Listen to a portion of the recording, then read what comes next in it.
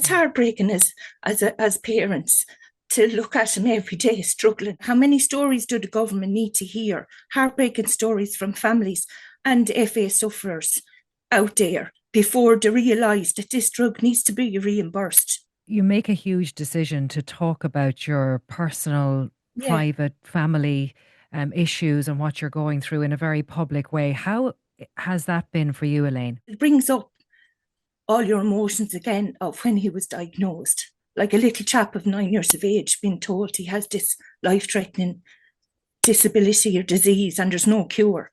And now there is not a cure, but a preventive that's going to slow it down, that's going to help Oisín and the rest of the Friedreich's ataxia patients to live a life. They're entitled to live a life the same as any young person.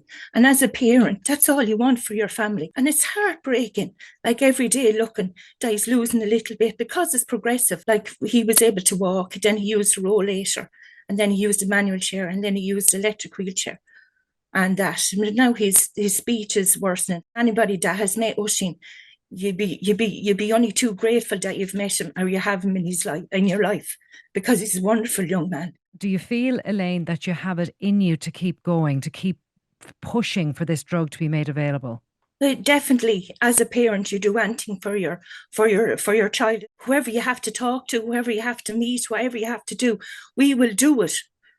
We'll have to get the young people this drug. It's life changing for them. The ministers and the government and the HSE need to step up now. Time is running out for these young people.